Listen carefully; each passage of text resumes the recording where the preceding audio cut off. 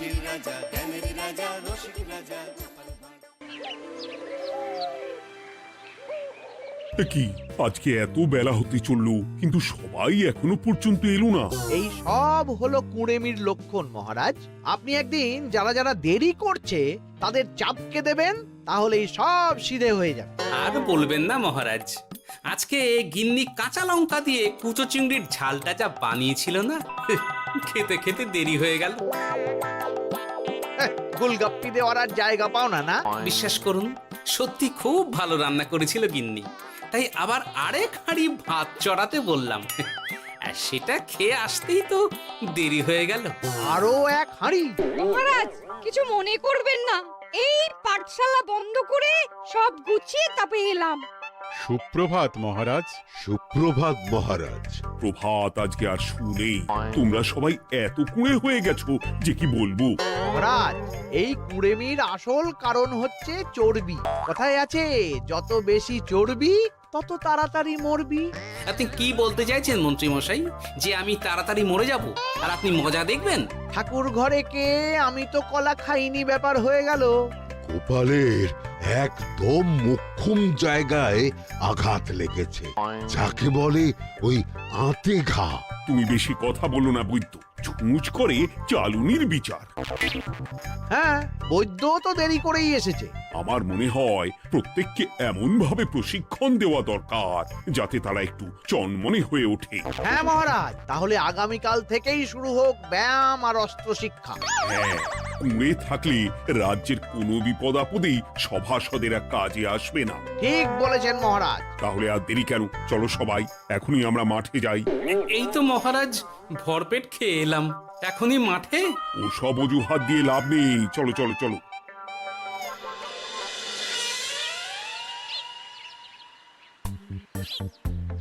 এবার সবাই সারিবদ্ধভাবে দাঁড়িয়ে পড়ো। এ কি, গোপাল কোথায়? মহারাজ, গোপাল আপনার পিছনে দাঁড়িয়ে আছে, চুপি চুপি। এই এই এই গোপাল, যাও যাও, মাঠের মাঝখানে গিয়ে দাঁড়াও। এই চাঁদি ফাটা রোদে কেন মহারাজ সুস্থ শরীরকে ব্যস্ত করছেন? এইসব বাজে কথা শুনতে চাই না। শুয়ে বসে থেকে শরীরের কি অবস্থা করেছো? শরীরের নাম মহাশয়, যা সবে তাই সয়। তুমি যাবে না, তোমাকে এক্ষুনি বরখাস্ত করবো। কি জ্বালা! যেখানে আমার সব কাজ বুদ্ধি দিয়েই হয়ে যায়, সেখানে গায়ের জোরের কি দরকার? হ্যাঁ, এই গোপাল, আমি 1 থেকে 3 অব্দি গুনবো, তারপরে সবাই এই মাঠের ধার বরাবর 5 বার পাক দিয়ে দৌড়বে। ঠিক আছে মহারাজ, আমি প্রস্তুত। আমি রোগা পটকা আছি, কোনো সমস্যাই হবে না। হয়ে গেল। সবাই প্রস্তুত? 1, 2, 3। কি হলো গোপাল, দৌড়াও দৌড়াও। মহারাজ, এর থেকে বেশি জোরে পারবো না। আই, কে আছো? একটা কঞ্চি দাও। এই সেরেছে। বেশ হয়েছে, বেশ হয়েছে। ব্যাটার এবার চর্বি কমবে। কি হলো গোপাল? হ্যাঁ, হয়ে গেল? হ্যাঁ?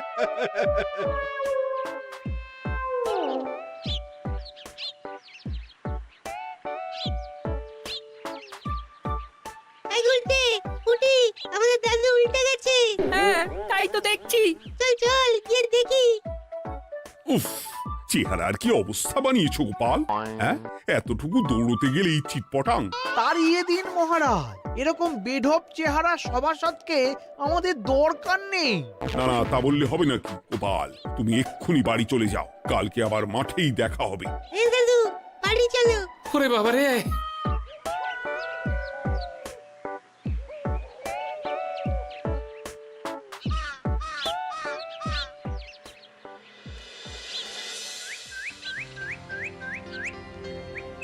আরে ধুর ছাতার মাথা, তখন থেকে জল খেয়েই চলেছ। কি হয়েছে সেটা বলবে তো? শরীর চর্চা হয়েছে, শক্তি খরচা হয়েছে, আর পারছি না। উফ, বাপরে বাপ, কি পায়ে ব্যথা! এই জন্যেই আমি বলি বাপু, একটু বপুটাও নড়াও, কিন্তু কার কথা কে শোনে? ওরে বাবা, অকারণে সুস্থ শরীর ব্যস্ত করবো কেন বলো তো? বেশি নড়াচড়া করলেই আয়ু কমে যায়। তোমার এই বাজে কথা কোন শাস্ত্রে লেখা আছে শুনি? শাস্ত্রে কেন যাব, বাস্তবে জলজ্যান্ত উদাহরণ আছে। আমি মানতে পারছি না। হুম, মানতে পারছি না বললে তো হবে না, তোমাকে মানতেই হবে। বেশ, প্রমাণ করো। আমি যদি তোমাকে প্রমাণ করে দিতে পারি, তাহলে আজ থেকে বাড়ির বাজার দোকান করার দায়িত্বটাও তোমাকেই নিতে হবে। দিদা তুমি তো ফেঁসে যাবে, দাদুর সঙ্গে বাজি লড়বে না। এই বাদ দে তো, তোর দাদু আগে প্রমাণ করুক যে বেশি নড়াচড়া করলে বয়স কমে। হ্যাঁ তাহলে বাজি? হ্যাঁ বাজি। আচ্ছা ঠিক আছে, বেশ। তুমি একটা পশুর নাম বলো তো, যারা খুব তাড়াতাড়ি দৌড়য়। ঘোড়া, হরিণ, চিতাবাঘ আরো আছে। আচ্ছা, এবার সবচেয়ে আস্তে আস্তে কোন পশু চলে এরকম একটা পশুর উদাহরণ দাও। কেন কচ্ছপ? এই তো পেয়ে গেছে উত্তর। এবার তুমি বলো তো, কচ্ছপ কত বছর বাঁচে, আর ঘোড়া, হরিণ, চিতাবাঘ এরা কত বছর বাঁচে? চিতাবাঘ, ঘোড়া কেউই 30 বছরের বেশি বাঁচে না, কিন্তু কচ্ছপ 300 বছরও বেঁচে থাকে। হেরেছে, হেরেছে, আমার বউ হেরেছে। উফ, জীবনের কত বড় চাপ নেমে গেল। হ্যাঁ, এই তুমি আমাকে এভাবে হারালে? তখনই বললাম দাদুর সঙ্গে বাজি লড়তে যেও না। নাও এবার খেলা সামলাও।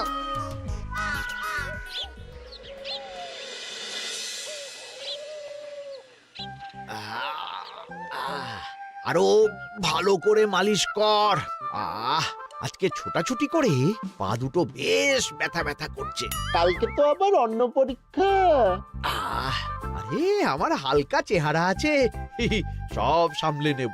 কালকে তো অস্ত্র চালনা হবে, কালকে আমি কাঁপিয়ে দেব। কাঁপাতে তো হবেই মন্ত্রী মশাই। আমরা আপনার শরীরে এমন ঘষা মাজা করে দেব না, মনে হবে আপনি না একটা জলযন্ত্র অস্ত্র চালনা করতে যাচ্ছে। বাস এই তো চাই। বাবারি, আস্তে আস্তে। আরে বাবা, আপনার তো ইস্পাতের শরীর, ভাঙবে তবু মচকাবে না। চিন্তা করছেন কেন?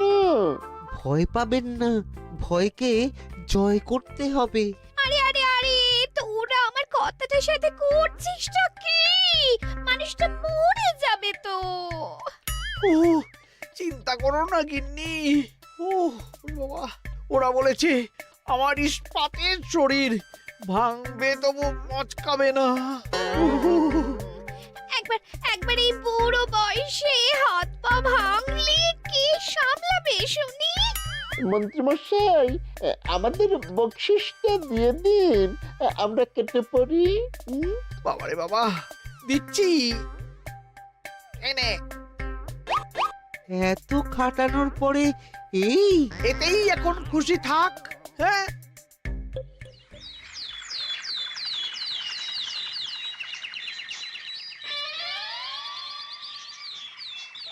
এবার তোমাদের সকলকে অস্ত্র শিক্ষা দেওয়া হবে। উফ, রোজ রোজ কি জ্বালাতনে পড়েছি, বাপরে বাপ।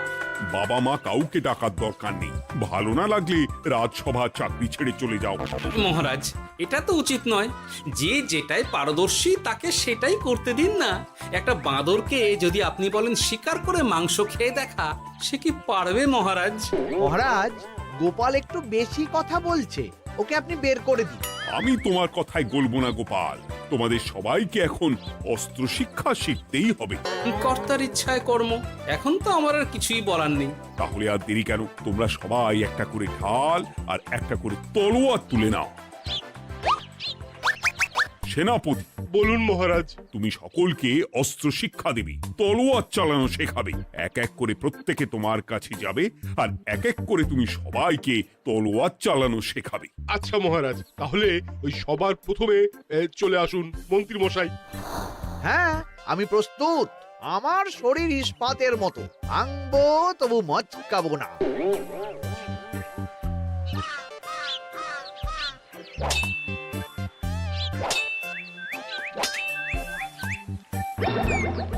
কি কেমন দিলাম? অত সহজ নয় সেনাপতি। আমি মন্ত্রী এমনি এমনি হইনি, আগে অস্ত্র শিক্ষা শিখে তবে মন্ত্রী হয়েছি। এটা কি হলো? হ্যাঁ, আপনি অস্ত্র শিক্ষায় পারদর্শী, কিন্তু আরো বিচক্ষণ হতে হবে। কারণ আজকে এই পাগড়ির জায়গায় আমি যদি তলোয়ার আপনার গলার দিকে চালাতাম, তাহলে কিন্তু আপনার এই ভবলীলা এখানেই সাঙ্গ হয়ে যেত। ঠিক আছে ঠিক আছে, মনে রাখবো। এবার বাকিদের তো ডাকো। হ্যাঁ, এরপরে তলোয়ার চালানো শিখতে আসবে গোপাল। গোপাল দাদু, গোপাল দাদু। বাবা বাবা বাবা, গোপাল তুমি আবার দলবল নিয়ে এসেছো। দেখি তোমার কত দম। গোপাল, তুমি প্রস্তুত হও। হ্যাঁ হ্যাঁ, আমি প্রস্তুত। ওরে বাবারে, এ তো ভয়ানক চাপের কাজ, আমাকে বেশ বেগ পেতে হচ্ছে। সামলাও গোপাল।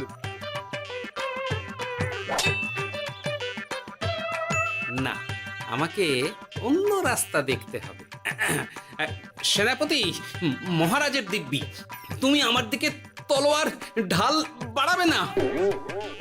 এই এই, এটা কি হলো? সত্যি তো, এটা কি হলো? গেল গেল গেল গেল গেল গেল গেল, দুটিটা খুলে গেল গো। দেব নাকি এবার কুচ করে কেটে? জিতে গেছি, জিতে গেছি। এটা কি হলো? শত্রুপক্ষ কখনো কারো দিব্যি শুনবে না। আর সেনাপতি, তুমি কি ওখানে দাঁড়িয়ে দাঁড়িয়ে মজা দেখছো? আমি কি করব মহারাজ, গোপাল যে আপনার দিব্যি দিয়ে দিল। গোপাল বেটা খুব চালাক। তাহলে এখন উপায়? ওসব গোপাল তোমাকে বোকা বানাবার জন্য করেছে। তুমি ধুতি ঠিক করে আবার লড়াই চালিয়ে যাও। যথাজ্ঞা মহারাজ।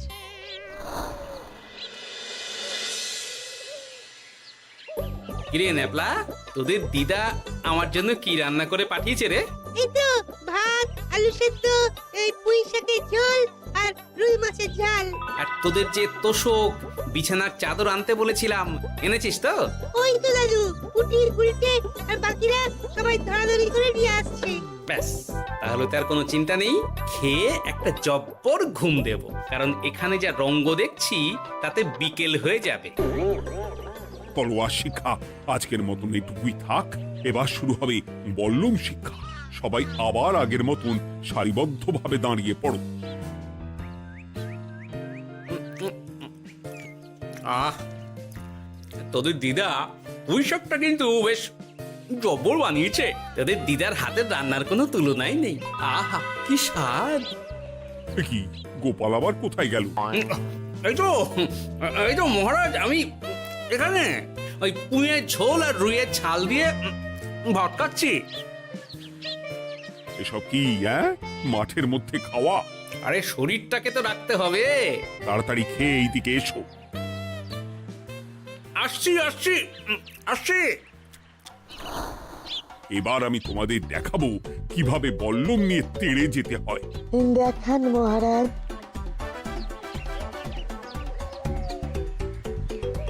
এ তো খুবই সোজা মহারাজ। ঠিক আছে, তাহলে বল্লম নিয়ে তেড়ে যাও দেখি। দিন, আপনার হাতের বল্লমটাই দিন।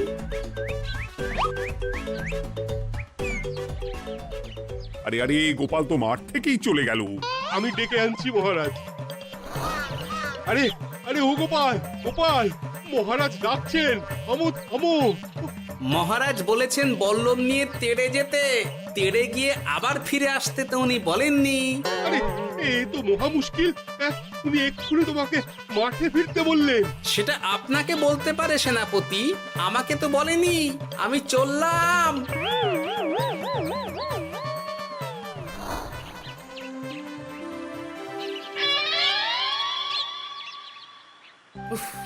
বাবারে বাবা, কি ঝক্কি! অনেক বুদ্ধি করে মাঠ থেকে খাটে চলে এসেছি। আমি আর উঠছি না। এ কি বলি, তোমাদের তো এখন অস্ত্র শিক্ষা নেওয়ার কথা। হ্যাঁ, তোমার বলা নেই, কোয়া নেই, অমনি বাড়ি চলে এলে। আরে বাবা, ওইসব অস্ত্র শিক্ষা মানেই সুস্থ শরীরকে ব্যস্ত করা, অসহ্য খাটনি, অযথা কষ্ট। কষ্ট করলে তবেই কেষ্ট পাওয়া যায়। হ্যাঁ, তোমায় আমি আগেও বুঝিয়েছি, যেখানে বুদ্ধি কথা বলে সেখানে দেহের শক্তি নীরব দর্শক গিন্নি। আরে বাবা, সে না হয় বুঝলাম, কিন্তু মহারাজ তো ভালোর জন্য সবাইকে অস্ত্র শিক্ষা দেওয়ার চেষ্টা করছে না? আরে বাবা, যার যা কাজ তাকে সেটা করালেই পারে। মহারাজ তো সেটা বুঝতেই চাইছেন না। আমি এখন ঘুমো।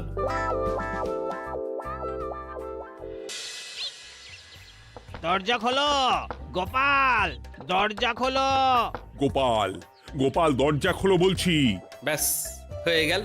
একটু শান্তিতে ঘুমাবো তার জো নেই। দরজা খোলো গোপাল।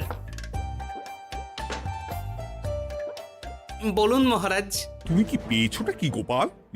রাজসভায় দেরি করে আসবে, তারপর অস্ত্র শিক্ষার সময় ফাঁকিবাজি দেবে, এভাবে তো আর তোমাকে মনে হচ্ছে রাজসভায় রাখা যাবে না। মহারাজ, গোপাল তো মুখের কথার লোক নয়, ওকে তাড়িয়ে দিই। কেন মহারাজ? আমি কি এমন মহাপাপ করেছি যে আমাকে তাড়িয়ে দেবেন? এই যে আমার কথা শুনছো না, এটাই তোমার অপরাধ। অপরাধ নেবেন না মহারাজ।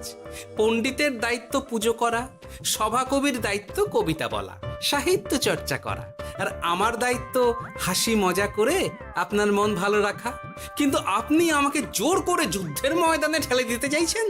এটা আমার ইচ্ছে। আমিও তো মহারাজ ইচ্ছে করলেই অনেক কিছু করতে পারি। চোখ বন্ধ করে লক্ষ্য ভেদ করতে পারি, শুধু বুদ্ধি দিয়ে। আরে বাহ, এত বড় কথা! তাহলে মহারাজ, ওকে বলুন পরীক্ষা দিতে। কি পরীক্ষা? আমি একটা ঘরে বর্ম পরে দাঁড়িয়ে থাকবো। তোমার হাতে অস্ত্রও দেব, আমার মাথায় একটা আপেল থাকতে হবে, আর তুমি কিভাবে আমার মাথা থেকে ওই আপেল ফেলতে পারো দেখব। এ তো খুবই সোজা। কি গোপাল, তাহলে লড়বে নাকি বাজি? হ্যাঁ, লড়তে রাজি আছি। তাহলে আজ রাতেই হয়ে যাক পরীক্ষা। যদি এই পরীক্ষায় উতরে গেলে তো ভালো, নইলে তোমার চাকরিটা গেল। গোপাল, তুমি পারবে তো? সে দেখাই যাবে। আজ রাতে তাহলে রাজবাড়িতে দেখা হচ্ছে। যদি আমি এই পরীক্ষায় বিফল হই, তাহলে আমার চাকরি আপনি কেড়ে নেবেন। আর যদি সফল হই, তাহলে মন্ত্রী মশাইকে শাস্তি দেবেন। আমি নিজে সারা কৃষ্ণনগরে নাক্ষত দেব। বেশ, দেখা যাক।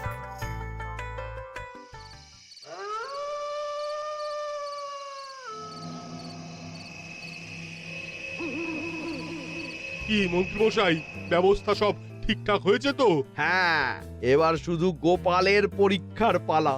আমি তাহলে বাইরে গেলাম, গোপালকে পাঠিয়ে দিচ্ছি।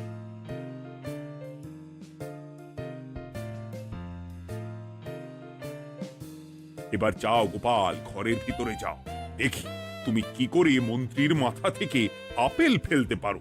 আপনি তো শুধু আমার চোখ ঢেকেছেন, আমার নাক মুখ কানও ঢেকে দিন, যাতে ঘ্রাণেন্দ্রিয় শ্রবণেন্দ্রিয়েরও সাহায্য না নিতে পারি। বেশ, তাহলে তাই হোক। আয়, কে আছো? গোপালের মুখ নাক আর কান ঢাকো।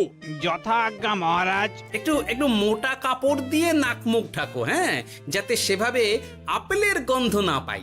বেশ বেশ।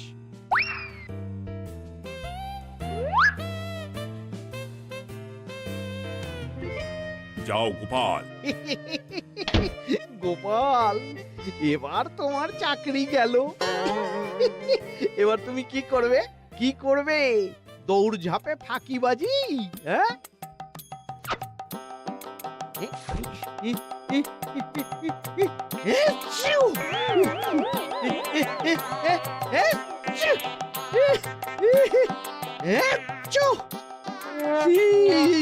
গেল গেল গেল গেল গেল, আপেল পড়ে গেল। আপেল পড়ে গেল? মহারাজ, এর মধ্যেই গোপাল আপেল ফেলে দিয়েছে। ঘরের ভেতরে চলো।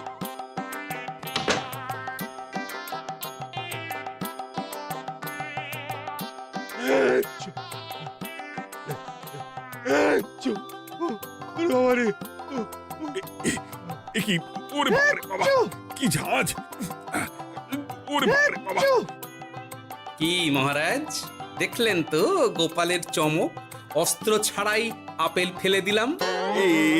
কি, এটা তো তুমি নীতি বিরুদ্ধ কাজ করেছো। সারা ঘরে নস্যি ছড়িয়ে দিয়েছো। মহারাজ, হাঁটতে গিয়ে আপেল পড়ে গেছে। এবার সারা কৃষ্ণনগরে নাক্ষত দিতে হবে। সত্যি সত্যি গোপাল, বুদ্ধিতে তোমার জুড়ি মেলা ভার। আমার নাম গোপাল ভাঁড়, একটা কথা মনে রাখবেন, কেউটে সাপের লেজে পা দেবেন না, আর গোপালের কাজে বাধা দেবেন না। যে কাজ বুদ্ধি দিয়ে করা যায় তার কাছে শক্তি ছোট্ট শিশু মাত্র। সত্যি গোপাল, আজ তুমি সেটাই প্রমাণ করে দিলে। আর আজ থেকে তোমাকে তোমার ইচ্ছার বিরুদ্ধে খাটাবো না। তুমি খাও দাও ভুড়ি বানাও। যার যা কাজ সে তাই করবে। যেমন এখন মন্ত্রী মশাই নাক্ষত দেবেন। হ্যাঁ, ভুল করে বাজি ধরে ফেলেছি, এখন নিজেই চাপে পড়ে গেলাম। তাহলে আর দেরি কেন, নাক্ষত এখন থেকেই শুরু হোক। কৃষ্ণনগরের রাস্তা শেষ হতে হতে সকাল হয়ে যাবে।